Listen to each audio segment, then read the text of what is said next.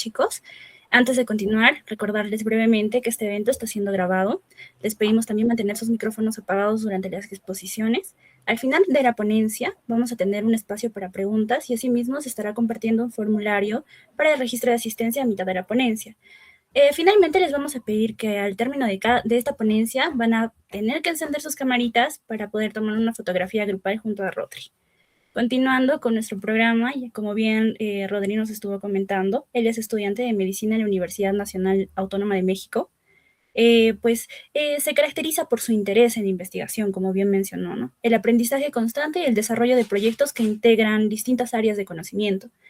También forma parte de la primera generación del programa de liderazgo e innovación y forma parte de Cosmoblastos, él es líder, ¿no? En un grupo estudiantil enfocado en la investigación, desarrollo y divulgación de medicina aeroespacial. Sus intereses se centran en la investigación científica y tecnológica y en el desarrollo de proyectos multidisciplinarios y la contribución en el área médica desde un enfoque científico, social y de innovación. En esta oportunidad, Rodri nos va a presentar el tema del entorno espacial y sus implicancias para la salud humana. Ahora sí, Rodri, te doy el pase. Excelente, muchas gracias. Sí, exacto, ya igual están compartiendo ahí mi LinkedIn, por si se quieren echar una vuelta. Y tenemos a veces, pues comparto información enfocada al tema de la cuestión de la medicina aeroespacial y algunas otras cosas de investigación que llegan a ser interesantes, ¿no? Como les decíamos, o les decían aquí los organizadores, el día de hoy vamos a ver lo que es el entorno espacial y las implicaciones de ese entorno espacial en la salud, pues, humana, finalmente, ¿no? Como les mencionaba, yo me enfoco en la parte de la medicina aeroespacial. A veces mucha gente pregunta, oye, ¿qué tiene que ver el sector aeroespacial con la medicina? Y la realidad es que muchos avances y muchos inventos que nos ayudan aquí en la Tierra fueron pensados inicialmente para el sector aeroespacial, de tal modo que tenemos más relación con el sector aeroespacial de la que nosotros creemos, ¿no? A veces no lo sabemos, pero esa es la realidad, ¿no? Entonces, la siguiente diapositiva, por favor. Exacto, ¿no? Entonces, vamos a comenzar por decir algo que suena a lo mejor obvio, pero no lo es tanto, y hay que explicarlo de igual forma: el entorno aeroespacial, ¿no? El entorno aeroespacial representa en la medicina y para la fisiología humana uno de los ambientes más extremos con los que puede convivir o en los que puede estar un ser humano. ¿Por qué? La realidad es que cambian muchísimas cosas a las que estamos acostumbrados aquí en la Tierra. Cambia la atmósfera, cambia la gravedad, cambia en general el ambiente en el que nos encontramos. De tal modo que esos cambios desde luego van a provocar una adaptación fisiológica. ¿Con qué nos referimos a una adaptación fisiológica? Es un cambio que deriva del entorno en el que nosotros estamos, ¿no? Por ejemplo, no sé, aquí en Tierra con las enfermedades, no sé, una insuficiencia cardíaca tiene mucha repercusión a nivel, por ejemplo, del corazón, ¿no? Es un ejemplo. En alguna ocasión, cuando nosotros, no sé, trabajamos mucho un grupo muscular, incluso cuando vamos al gimnasio, pues hacemos una hipertrofia, ¿no? Eso finalmente es una adaptación que responde a un estímulo que nosotros le estamos dando, pues, a nuestro cuerpo finalmente, ¿no? En el sector aeroespacial o en el ambiente aeroespacial va a ser muy similar, solo que aquí hay cambios muy puntuales según lo que ya les decía, los cambios en la gravedad, en el ambiente y en la atmósfera, por ejemplo, ¿no? Aquí en estas imágenes, pues, puse unos ejemplos finalmente, que básicamente son, pues, acerca de la atmósfera y el ciclo circadiano. El famoso ciclo circadiano, actualmente se realiza mucha investigación al respecto. pero básicamente tiene que ver con múltiples funciones del cuerpo humano, ¿vale? El ciclo circadiano no es solo, ay, dormí mal y ya no tengo energía el resto del día. Tiene que ver con horas a las que se recomienda, según últimas investigaciones, hacer determinadas cosas. Si nosotros nos rigiéramos estrictamente por el ciclo circadiano, tendríamos que comer, bueno, que desayunar a cierta hora, tendríamos que hacer ejercicio a cierta hora, comer a cierta hora, irnos a dormir a determinada hora, porque ya está previamente establecido, si se puede decir de algún modo, el qué tenemos que hacer a determinadas horas según la activación de nuestro cuerpo, ¿vale? Por ejemplo, en la mañana se activan hormonas del estrés, por ejemplo, ¿no? Entonces, según eso, deberíamos adaptar nosotros nuestro día a la hora en la que estamos. Pero bueno, ese es motivo de investigación todavía. Aquí básicamente vamos a ver que básicamente se altera todo el ciclo del sueño, el ciclo circadiano, porque pues en el espacio no es un día y noche normal. Recordemos que aquí en la Tierra, pues el día y la noche dependen de pues el fenómeno del movimiento del Sol y la Luna, básicamente. Bueno, de la Luna. Entonces, estamos a expensas de eso aquí en la Tierra, y en el espacio, pues es un poco diferente, ¿no? La siguiente, por favor. Exacto. Entonces, efectos de la microgravedad. Como ya decíamos, va a tener la microgravedad efectos en múltiples sistemas. Uno de ellos es el musculoesquelético. Lo que sucede es que aquí, bueno, la gravedad es por definición una fuerza que actúa sobre todos los cuerpos que están en el planeta Tierra y que provoca una tendencia a llevarla hacia el centro de la Tierra. En palabras burdas y en palabras simples, la fuerza de gravedad nos jala hacia el centro de la Tierra, así, para acabar pronto, ¿no? Como esa fuerza de gravedad nos jala y nosotros estamos aquí en la Tierra y ya nos acostumbramos a vivir aquí, fisiológicamente, pues la sangre también cae, ¿vale? La sangre del cuerpo humano. Sin embargo, a lo mejor alguno aquí tiene conocimientos acerca de medicina, y si no, pues lo explico así a grandes rasgos. El corazón funciona como una bomba que va a apretarse o va a activarse para mandar sangre a todo el resto del cuerpo, básicamente, ¿vale?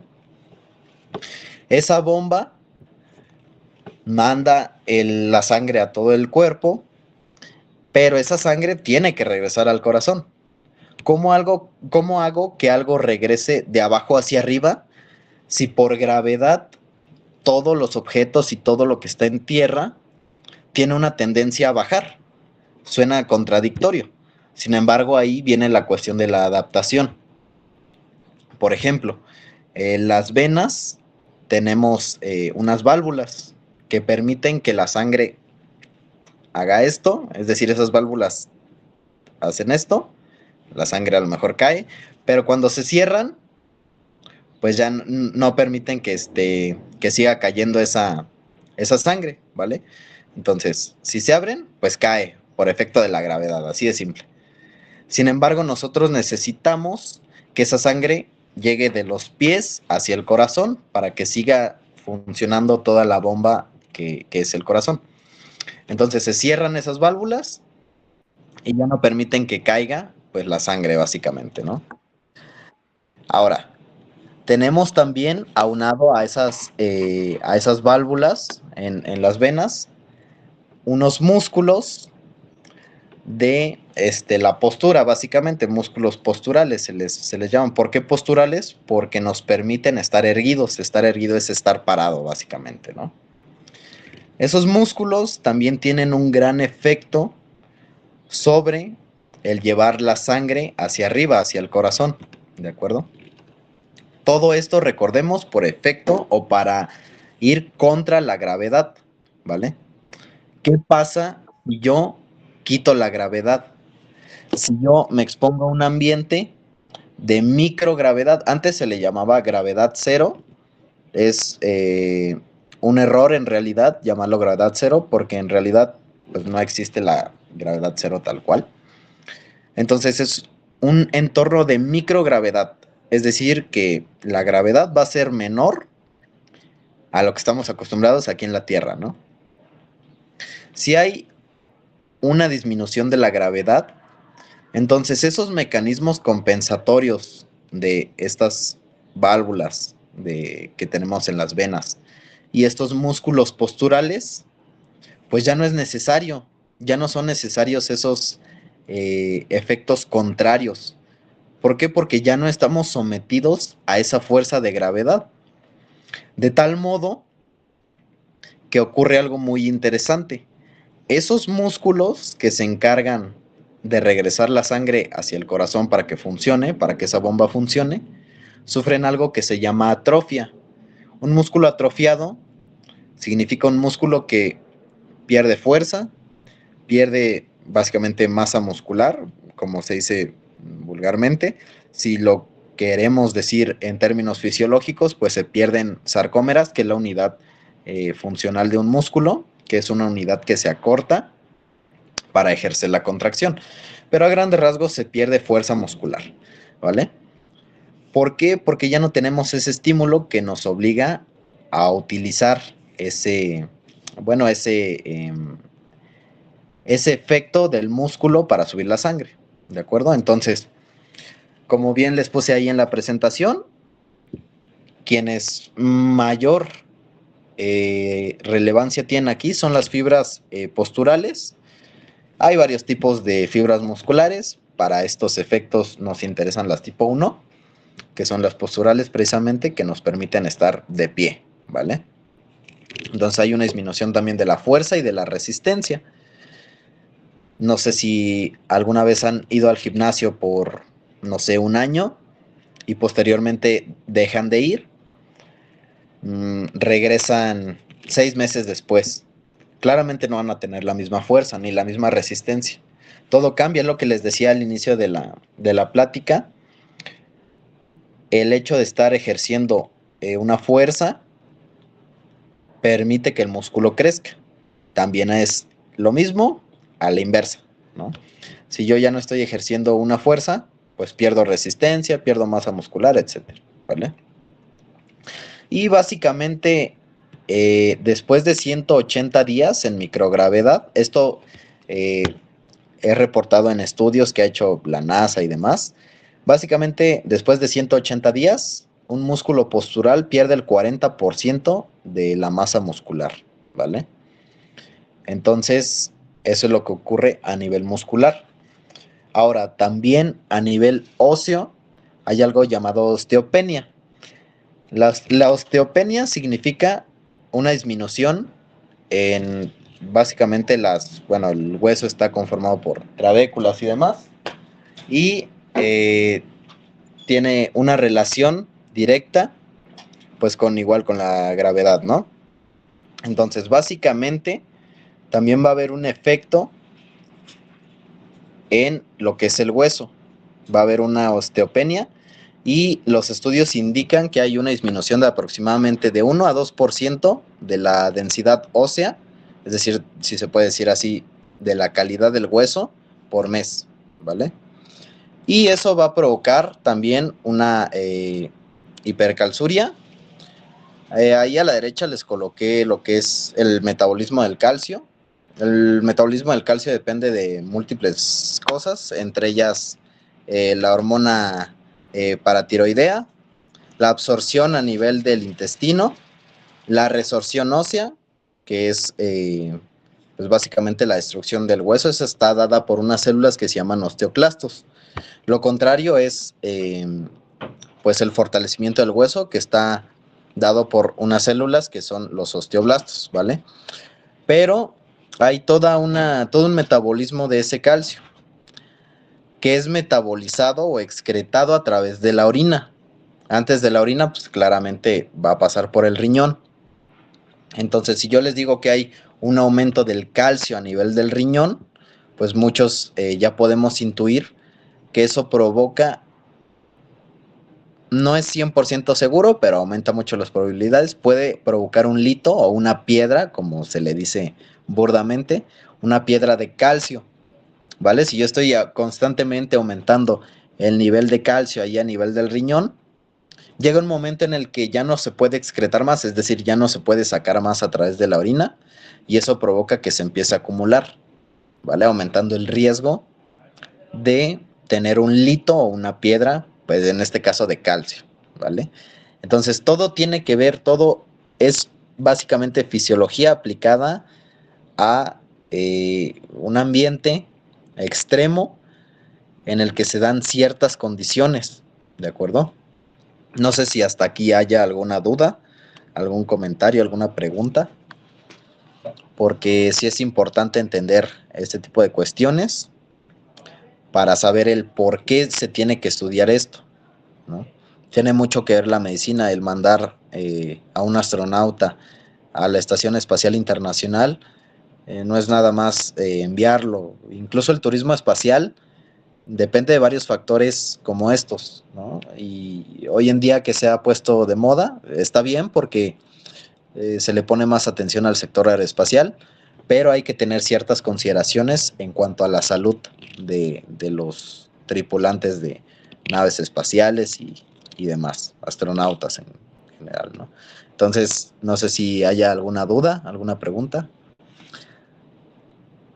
Si no, pues la siguiente diapositiva, por favor. Exacto. Y como bien podíamos intuir, el sistema cardiovascular.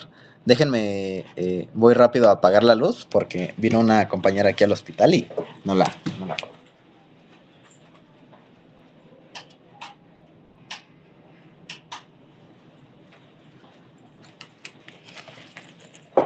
Listo.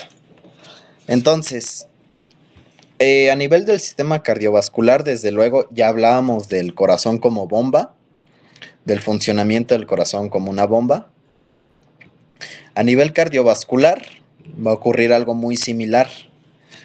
Decíamos que aquí en la Tierra los líquidos y en general todo tiende a caer, ¿no?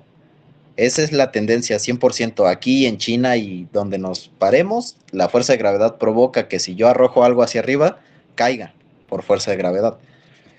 Sin embargo, en condiciones de microgravedad, ya decíamos que no es lo mismo, ¿de acuerdo? De tal modo que con los líquidos del cuerpo va a suceder lo mismo, ¿vale? ¿Qué va a suceder? Bueno, que esos líquidos se van a acumular en la parte cefálica, en la parte de la cabeza y tórax, básicamente, ¿no? Eso pues va a provocar muchas, no problemas, porque finalmente es una adaptación, pero sí mucha sintomatología, ¿de acuerdo? Entonces, en el espacio, ¿qué es lo que pasa? No hay fuerza de gravedad que empuje los líquidos hacia abajo, entonces todo se va a ir hacia la cabeza y hacia el tórax, ¿de acuerdo? Y los músculos posturales de las piernas, pues van a tener también atrofia por esto mismo, de que no están siendo irrigados. Irrigado significa que le llega la sangre a un músculo, en general a un tejido. No están siendo irrigados de la misma forma, ¿de acuerdo? Y por efecto también de que están acostumbrados los músculos a contraerse para llevar la sangre hacia arriba, va a pasar pues esto mismo que ya les comentaba, ¿no? Ahora, en la imagen de abajo podemos ver que hace una comparación entre aquí en la Tierra y un estadio inicial en el espacio, que es la parte donde el cuerpo aún no se acostumbra, porque todo esto depende de adaptación. No es imposible, no sería imposible vivir en microgravedad. Por ejemplo, si tuviéramos una atmósfera con oxígeno, no sería imposible. Claro que si hablamos de la Estación Espacial Internacional hay condiciones artificiales, porque lo ameritan, o sea, se necesita que haya oxígeno artificial, se necesita que haya varias cosas artificiales, pero suponiendo que haya un planeta con una atmósfera rica en oxígeno.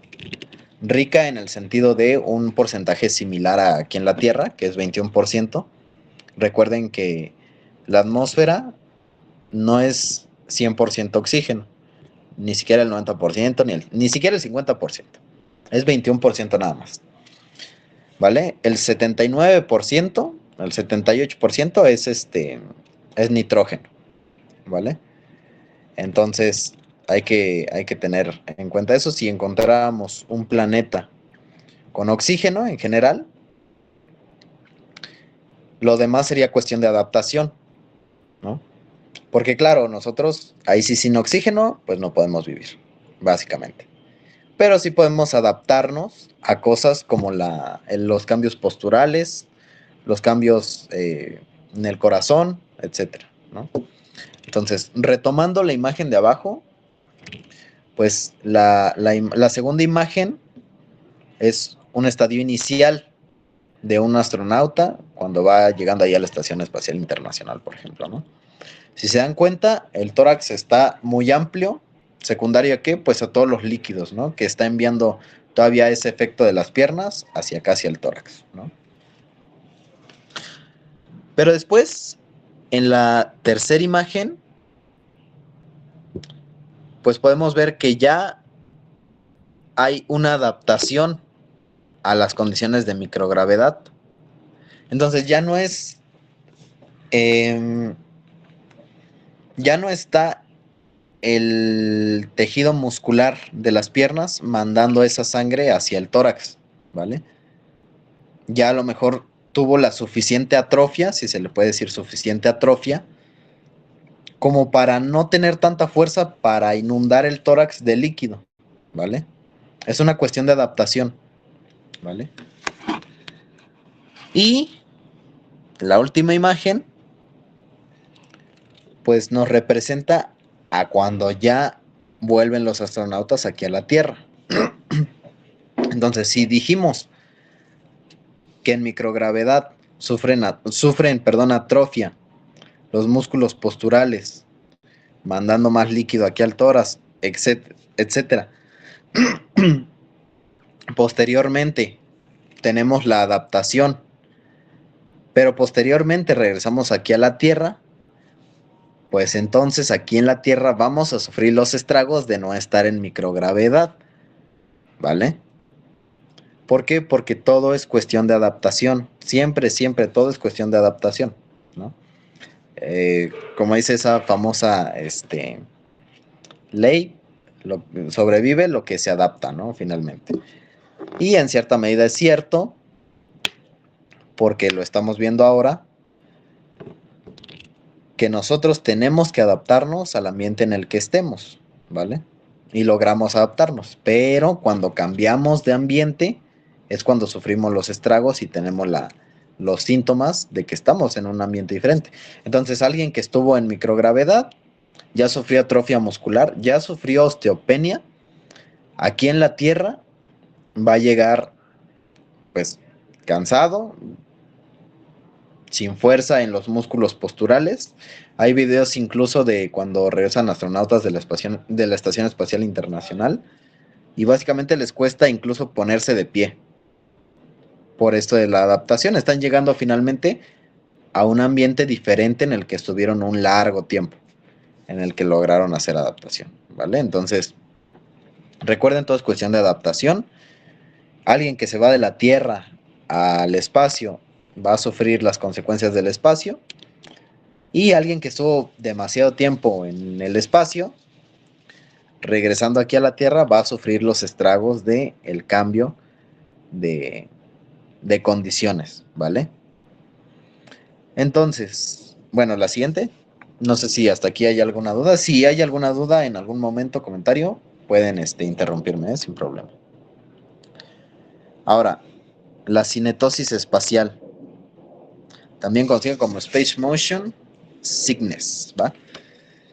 Es más conocido el término en inglés porque hace referencia a un evento muy característico de la microgravedad, ¿no? En tierra, lo que nos ayuda a orientarnos es no solo los ojos, es el oído interno, el sistema vestibular. El sistema vestibular está en el oído interno y básicamente nos permite orientarnos, ¿de acuerdo? Seguramente muchos han viajado en carretera, por ejemplo, y si ustedes van viendo el teléfono mientras van de copilotos, se darán cuenta de que se marean. Este mareo, pues básicamente tiene todo un antecedente fisiológico y demás, pero para hacerlo muy simple, ocurre una confusión entre lo que se ve y lo que se escucha o el movimiento que hay dentro del oído. Nosotros tenemos en el oído interno, en el sistema vestibular, pues líquido. Líquido que nos permite saber si vamos hacia adelante, hacia atrás, si estamos subiendo en un ascensor, por ejemplo, si estamos bajando, etcétera, ¿no?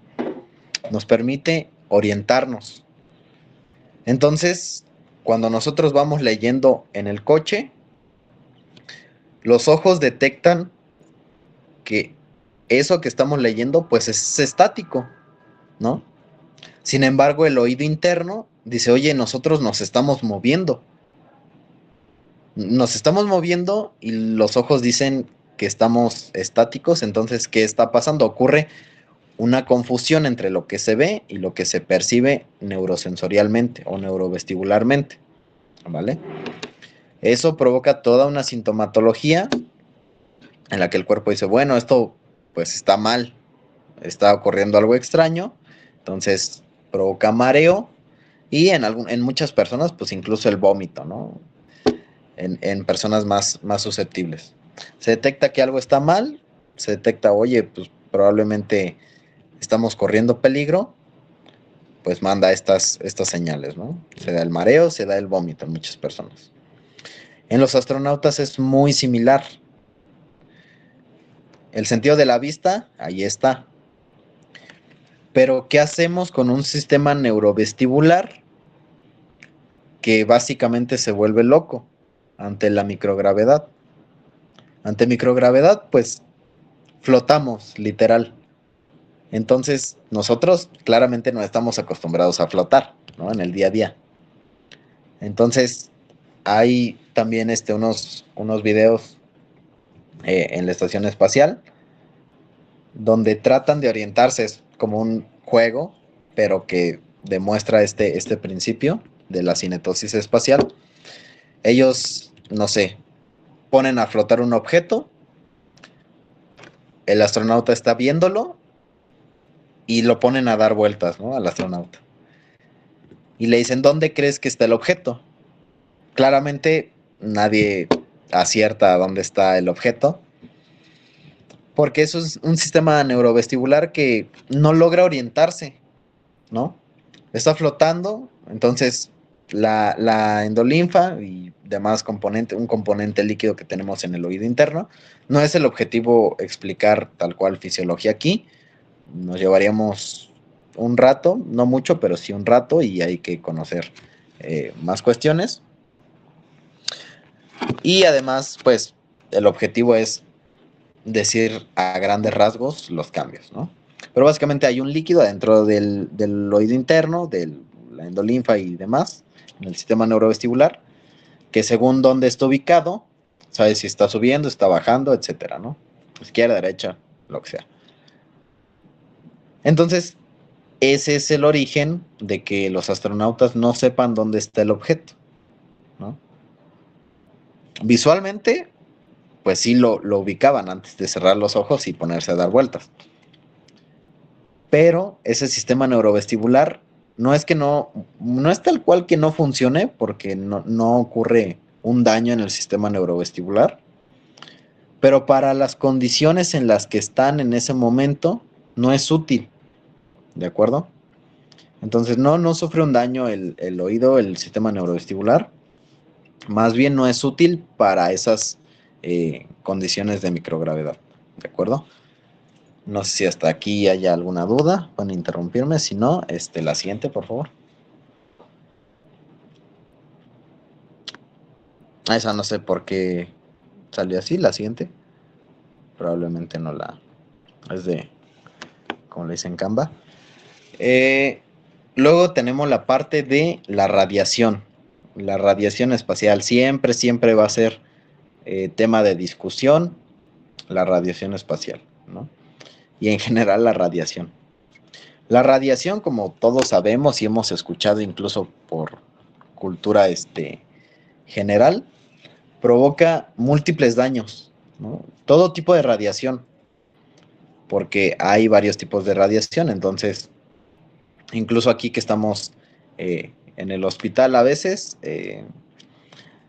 muchos usan su chaleco de plomo en las cirugías, cuando es una cirugía de ortopedia, por ejemplo, ¿no? Porque se toman varias radiografías durante la cirugía para ir acomodando el hueso y demás, ¿no? Entonces, muchos prefieren utilizar pues sí, un chaleco de plomo a fin de no exponerse tanto a la radiación. Creo que se fue la imagen, pero bueno, seguimos mientras. La radiación tiene múltiples efectos sobre el cuerpo humano, ¿de acuerdo? Unos bien conocidos, otros no tanto, pero en general, pues no está bien estar eh, sometiéndonos a radiación, ¿no? En microgravedad, bueno, no necesariamente, bueno, si hubiera una forma de recrear la microgravedad, pues no estaríamos tal cual sometidos a radiación, pero si hablamos de la Estación Espacial Internacional, de visitar otro planeta, etcétera, en general de ir a la atmósfera, pues la radiación es provocada por el Sol, ¿no? Y esa radiación puede provocar múltiples efectos en el cuerpo humano. Puede ser daño al ADN, que básicamente se pierdan la estructura del ADN. Hay todo un proceso que provoca la ruptura de los enlaces de las moléculas del ADN, la guanina, la adenina, etcétera. Entonces provocan un daño en el ADN en general. Si hay un daño en el ADN, como muchos de ustedes sabrán, contiene la información genética de un ser humano, ¿de acuerdo? El ADN establece cómo se replican las células, de qué color son las células de la piel, eh, múltiples cosas. Básicamente el ADN da la orden y las instrucciones a todo el cuerpo humano de hacer determinadas cosas, ¿de acuerdo? Entonces, si el ADN sufre un daño, por ende somos más propensos a ciertas enfermedades o en general a enfermedades que dependan de la replicación del ADN, que básicamente pues son muchísimas, ¿no? Una de ellas, pues el cáncer, ¿no?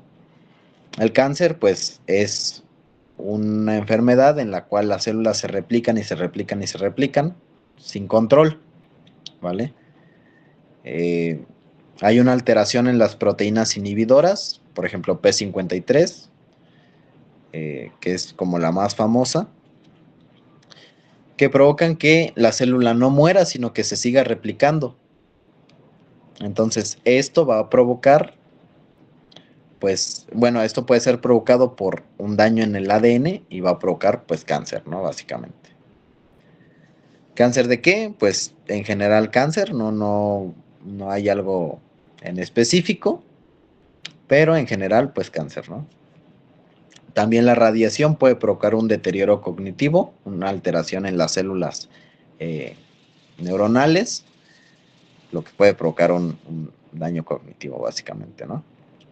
O un síndrome de irradiación aguda, que es someterse a radiación, así, mucha radiación, en un corto periodo de tiempo, tipo lo que pasó en el accidente de Chernobyl, por ejemplo, ¿no?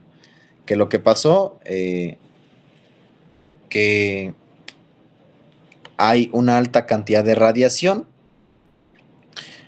el cuerpo detecta eso y básicamente ahí sí hay sintomatología, hay náuseas, mareos, vómito, mucha sintomatología, porque fue una alta cantidad de radiación en un corto periodo de tiempo, ¿vale? Si hablamos de un astronauta de la Estación Espacial Internacional o alguien o un turista espacial, no va a tener tal cual esta sintomatología porque está bajo condiciones más controladas, si se puede decir así.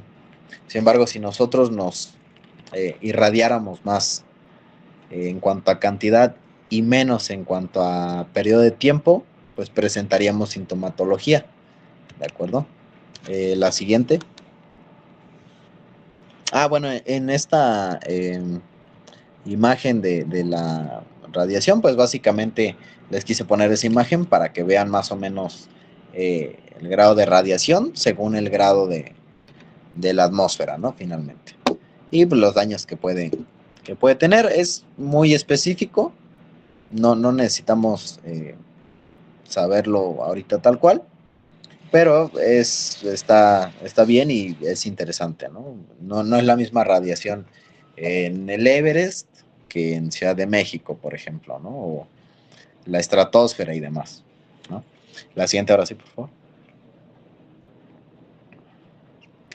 Y finalmente, una de las cuestiones a lo mejor más olvidadas, pero igual muy importante, la parte del aislamiento. El aislamiento y el confinamiento. Nosotros ya tuvimos la oportunidad de vivir el confinamiento con la pandemia de COVID hace pues ya 4 años, me parece, ¿no? Es algo feo, claramente. Es algo a lo que no estamos acostumbrados los seres humanos. Es algo que no estaba dentro de nuestros planes, no lo esperábamos y cuando pasó, pues todo el mundo entró en pánico y ya no sabíamos qué hacer, etcétera, ¿no? Es como la muestra más reciente de confinamiento que hemos tenido, ¿no? Sin embargo, no es lo mismo, podemos darnos una idea, pero claramente no es lo mismo que un aislamiento en microgravedad, ¿no? O un confinamiento en microgravedad, ¿no? Los seres humanos por naturaleza somos seres sociales. Históricamente y evolutivamente hemos tenido que colaborar con otros seres humanos para sobrevivir. No somos una especie que esté acostumbrado o que haya evolucionado con relaciones individuales, sino que lo hemos hecho, hemos evolucionado y hemos sobrevivido con relaciones grupales, ¿no? Con sociedades, en manadas, etcétera, ¿no? Si se puede decir de alguna forma antes del Homo sapiens, ¿no? Y todo esto, pues influye finalmente, ¿no? Es cierto que podemos mandar a 5 astronautas que se estén apoyando y demás. Sin embargo, pues esos astronautas, pues entra la parte emocional y la parte psicológica, donde a lo mejor tienen familias, eh, y el simple hecho de estar confinado con las mismas 4 o 5 personas ya es de por sí un factor de estrés emocional finalmente, ¿no?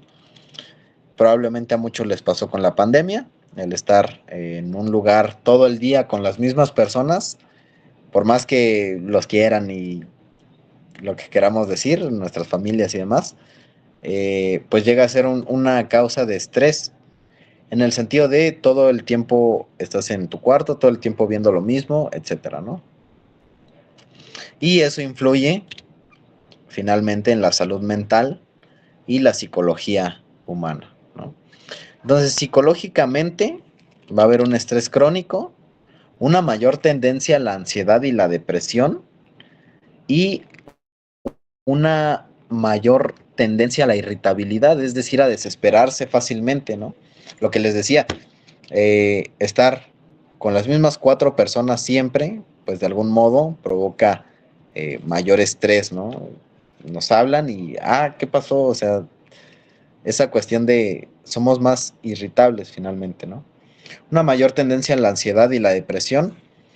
Pues ¿por qué? Porque un astronauta estando confinado y aparte adaptándose físicamente, fisiológicamente, como ya lo veíamos, pues debe ser muy estresante el querer agarrar algo, el querer saber dónde está algo y no poder tomarlo, no saber dónde está, etcétera, ¿no? Que todo esté ahí flotando por todos lados, debe ser muy estresante, ¿no?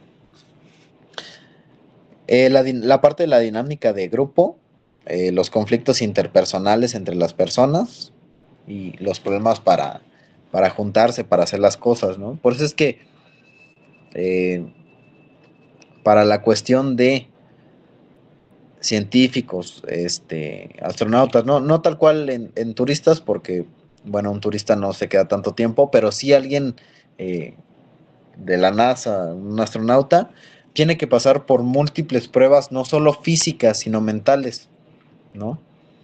A una persona con tendencia a la depresión en condiciones de microgravedad y en condiciones de estrés, pues bueno, puede agudizarse ese cuadro de depresión, ¿no? Si ya tiene antecedentes, o de ansiedad, ¿no? Entonces, por eso es que se realizan no solo pruebas físicas muy rigurosas, sino también pruebas psicológicas, ¿vale? Y análisis psicológicos, ¿vale? También tenemos la privación sensorial relativa, lo que decíamos, los entornos monótonos, el ver siempre a la misma gente, ver siempre el mismo lugar, pues bueno, es finalmente una causa de estar ahí constantemente con el estrés y una mayor tendencia a la irritabilidad y por lo tanto a cometer errores, ¿no? Finalmente. La falta de estímulos naturales, ¿no? En microgravedad, en la estación espacial, pues solo ven literal máquinas y objetos y tratan de distraerse a lo mejor con alguna foto de la naturaleza, pero la realidad es que nunca va a ser lo mismo, ¿no? Y lo que ya decíamos desde el inicio de la ponencia, los ritmos circadianos, ¿no? En la Tierra, pues estamos acostumbrados a, ya sabemos, ¿no? La noche, la madrugada, después sale el sol, hacemos nuestras actividades, posteriormente se oculta el sol, bueno, por el movimiento de la Tierra me refiero, y después ya nos vamos a dormir, ¿no? En un entorno de microgravedad, bueno, especialmente, por ejemplo, en la estación espacial, pues esto no existe, ¿no? Están constantemente a expensas de la cuestión de la radiación solar y pues la luz que emite el sol, ¿no? De tal modo que todo se modifica, ¿no? Si todo se modifica, entonces va a haber una mayor tendencia al estrés, como ya lo decíamos, a el no hacer, bueno, al tener rutinas muy variables, ¿no? A lo mejor alguien que estaba acostumbrado aquí en tierra a ir al gimnasio a las 2, pues si de repente lo mandamos allá a la estación espacial, pues no va a saber ni qué hacer, ¿no? Porque dice, pues yo estaba acostumbrado a tal hora y a dormirme a tal hora y aquí no, o sea, todo el tiempo con la luz, etcétera, ¿no? Y los ritmos circadianos, como ya bien lo mencionábamos, tiene mucho que ver con otras cuestiones fisiológicas, el secretar melatonina, que es la hormona del sueño, etcétera, ¿no? Entonces, básicamente, esto es por la parte de la cuestión psicológica y mental, que es muy importante también. A veces creemos que solo importa la parte fisiológica y ciertamente es de lo más importante, hay que decirlo, pero también la cuestión mental es muy importante, ¿vale? Es muy importante porque pues tiene influencia también en la parte si bien no biológica, tiene una influencia en cómo se desarrolla un ser humano en su entorno, en su ambiente, ¿de acuerdo? Entonces, vale la pena mencionarlo, repasarlo, y creo que estamos buen tiempo de ir terminando. Por mi parte, pues esa sería la última diapositiva. No sé si alguien tenga alguna duda, alguna pregunta, algo que quieran comentar, algo que no haya quedado claro. Muchas gracias, Rodrigo, por esta excelente exposición. Agradecemos el tiempo, la dedicación y el compromiso que has puesto en compartir con nosotros estos importantes aspectos sobre el entorno espacial y su impacto en la salud humana, ¿no? Sin duda nos has permitido comprender con mayor claridad los desafíos fisiológicos que enfrentan el cuerpo. Como bien dijiste, vamos a abrir el espacio para preguntas. Quienes deseen participar pueden levantar la manito para intervenir con el micrófono o también pueden dejar sus preguntitas en el chat, chicos. De manera ordenada, por favor.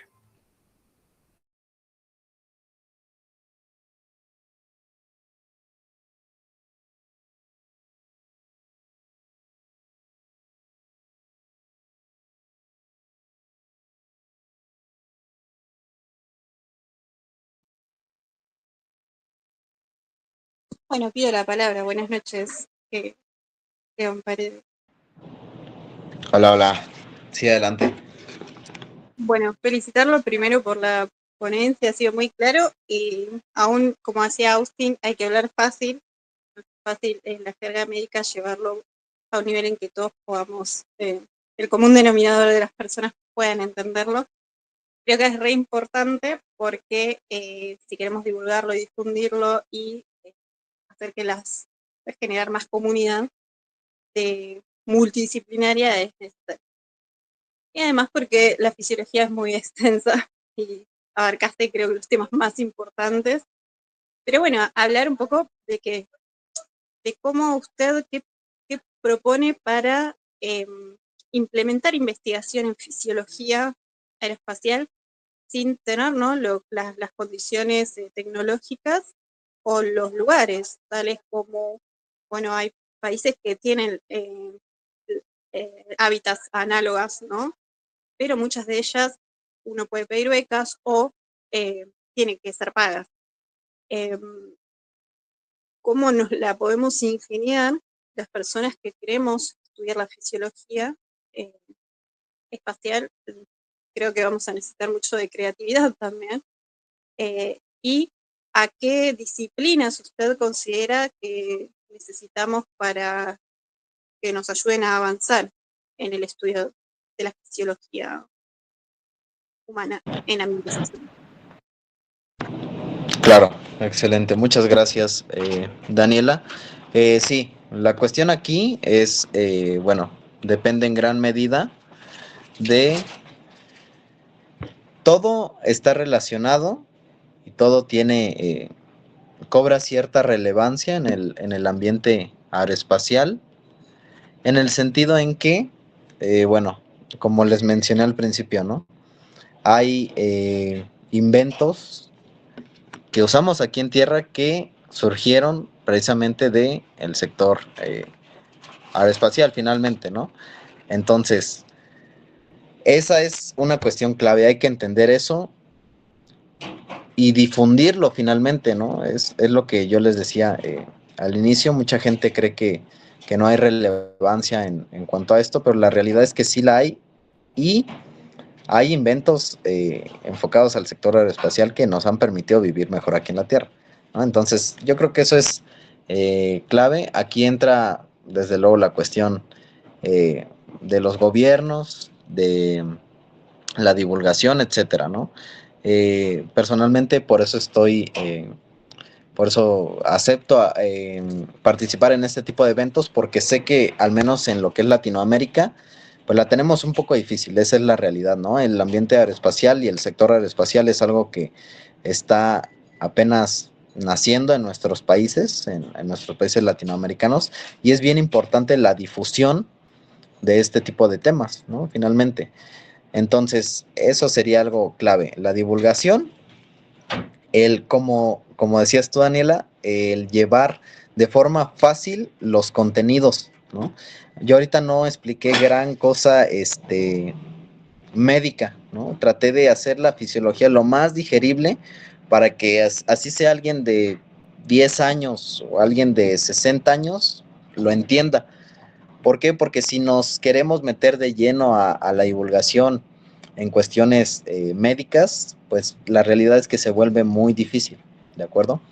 Entonces, eso es algo clave también, el tratar de hacer la investigación más bien la divulgación lo más sencillo posible. Yo tengo la opinión de que la divulgación debe ser muy científica, pero, perdón, la investigación debe ser muy científica, pero la divulgación tiene que llevarse a todos a toda la población finalmente, ¿no? A todo el país, ¿no? Entonces, eso es algo clave. Permítanme, denme 2 segundos, voy a prender aquí la luz porque...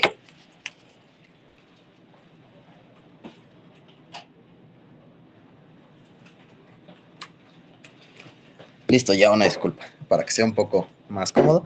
Entonces, la divulgación tiene que ser eso, tiene que ser literal eso, divulgación, no solo con colegas, no se trata solo de divulgar y de hacerle conocer una investigación a un colega, sino a todas las personas, ¿no? Entonces, eso es clave, hacer la divulgación más fácil, tomar conciencia de que el sector aeroespacial compete a todos, que ahorita vamos para esa pregunta, y finalmente, pues tratar de hacer proyectos como los que están haciendo aquí en IPEMA, que es hacer organización, hacer de estudiantes, de médicos, en general interesados en el tema. Necesitamos que se nos voltee a ver por parte de nuestros gobiernos, finalmente por parte de otras organizaciones. Finalmente nosotros no tenemos el recurso económico, pero tenemos algo muy importante que es el interés. Y del interés han surgido múltiples cosas y del interés surgen múltiples cosas que permiten el desarrollo de un país, ¿vale? Si en, no sé, Estados Unidos no hubiera el interés, pues no habría necesidad de hacer las estaciones análogas, por ejemplo, ¿no? Entonces, el interés siempre es clave, ¿de acuerdo? Yo pienso eso. Ahora, por la parte de qué profesionales pueden ayudarnos a difundir esto del sector aeroespacial, realmente hay muchísimas especialidades que pueden ayudarnos. Nosotros acá en nuestro equipo hemos trabajado con odontólogos, fisioterapeutas y realmente todo está relacionado, ¿no? La parte de medicina aeroespacial no es solo medicina aeroespacial, sino que involucra, en el sentido de, es varias especialidades, pero también incluso otras carreras, ¿no? La odontología aeroespacial, por ejemplo, ¿no? Hay artículos ya que reportan eh, cuestiones asociadas a la odontología en ambientes de microgravedad, por ejemplo, el desarrollo de las bacterias, por ejemplo, en la boca, ¿no? Es un ejemplo. La fisioterapia, ¿no? ¿Qué hacer si un astronauta sufre una lesión y suponiendo que se puede tratar? ¿Cómo doy la fisioterapia adecuada, no? Entonces, la ingeniería, ¿no? La ingeniería es, desde luego, clave en todo este tipo de temas porque podemos crear dispositivos que ayuden a mitigar a lo mejor el efecto de la microgravedad en determinadas cosas, ¿no? Entonces, yo creo que más que hacer una lista, yo creo que es invitar a todas las personas interesadas porque hagan lo que hagan, tienen un granito de arena que aportar finalmente, ¿no? En los últimos años también el derecho aeroespacial, ¿no? Uno diría, derecho, ¿qué tiene que ver? Pero ciertamente, ¿cómo evito que alguien se crea dueño de una parte de un planeta, ¿no? Es una pregunta a lo mejor burda, pero ha pasado. Me parece que hubo un caso de alguien que decía que era dueño de una parte de la luna, ¿no? Entonces, ¿cómo manejamos eso? Bueno, con el derecho, existe el derecho internacional, bueno, ¿por qué no permitir que exista el derecho espacial finalmente, ¿no? Entonces, todas las especialidades, todas las profesiones pueden aportar en cierta medida al sector aeroespacial. Es lo que yo pienso, y más bien todo aquel que esté interesado. Yo creo que esa sería la respuesta rápida. Todo aquel que esté interesado puede aportar algo, sea con investigación, sea con divulgación, sea desarrollando algo, sea con una ley, sea diciéndole al gobierno de su país, oye, venos, estamos aquí, estamos creando esto, necesitamos el apoyo. Entonces, todo aquel que esté interesado en el sector aeroespacial puede aportar. Esa sería la respuesta. Muchas gracias. Ok, gracias Dani, gracias Rodrigo por la respuesta. Vamos a dar unos segundos más por si alguien desea participar, si no, continuaremos con el programa. Perdón, antes que me olvide, preguntarle por qué el doctor Carlos Salicrup, mexicano, excelente, médico de Fórmula 1 también, ha tenido también misiones con NASA. Él puso a disposición del público, bueno, público médico y también enfermeros, los libros de medicina aeroespacial en español. Tiene México, así que felicitaciones, que no lo tiene ningún otro país, un libro de medicina aeroespacial en español y también de enfermería espacial. Entonces también ya cualquier, bueno, aprovechamos para convocar a los enfermeros también que estén interesados, que se involucren también, porque bueno, es medicina del futuro, ¿no? Exactamente. Sí, la realidad es que aquí en México tenemos a varias personalidades, varios profesionales que se han involucrado en el sector aeroespacial. El primer latinoamericano en ser astronauta, el doctor Rodolfo Nerivela, el egresado también de la UNAM. Entonces hay muchas personas que han estado involucradas en el sector. El doctor también Ramiro Iglesias Leal, que también tiene el libro de la Academia Nacional de Medicina de México.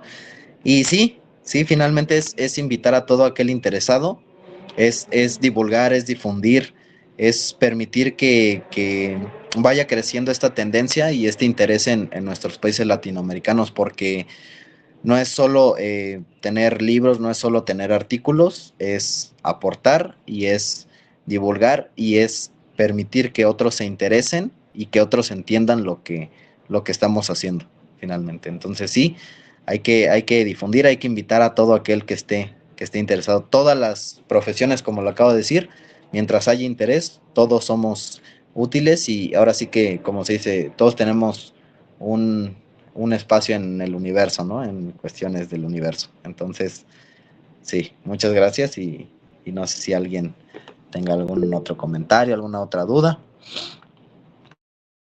Adelante, Michelle. Michelle, adelante. Hola, muy buenas tardes. Pues primero que nada, pues también mis felicitaciones, doctor León.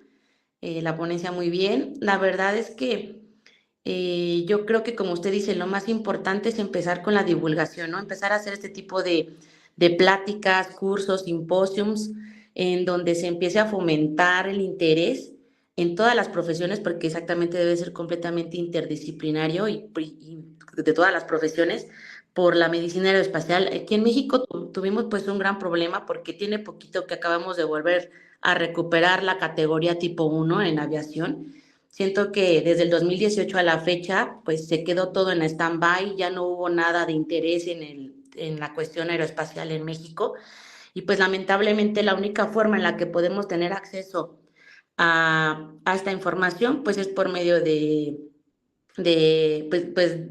la aviación mexicana, ¿no? De la zona militar. Realmente como de forma externa casi no tenemos mucha apertura a adquirir estos conocimientos. Entonces, definitivamente es aquí en México empezar a hacer más divulgación, empezar a hacer más propuestas de iniciativa con psicología, con odontología, con ingeniería, de propuestas para que el gobierno nos empiece a dar la atención de darnos proyectos o de permitir, ¿por qué no?, crear aquí mismo en México, pues nuestros simuladores. para poder hacer investigación. Lamentablemente, pues si queremos hacer investigación análoga, pues los mexicanos tenemos que estarnos yendo a Polonia, España, Estados Unidos, creo que inclusive Argentina tiene todavía proyectos, pero aquí en México no tenemos ningún proyecto análogo para iniciar investigación, ni fisiológica, ni bioquímica, ni con fines médicos como tal. Entonces, definitivamente, doctores, es la divulgación, unirnos, crear asociaciones, unirnos en los conocimientos que todos tengamos para crear más simposios, pláticas, para que nos hagan sororidad, ¿no? Eso es lo que quería comentar. Muchas gracias. Muchas gracias, Michelle. Sí, completamente de acuerdo. Mencionaste algo bien importante, que es la cuestión de que en México tal cual no existe la medicina aeroespacial en el sentido civil. Existe una especialidad que es avalada por el ejército mexicano, pero digo, es eso, es por parte del ejército. No hay una universidad actualmente que certifique a alguien como especialista en medicina aeroespacial.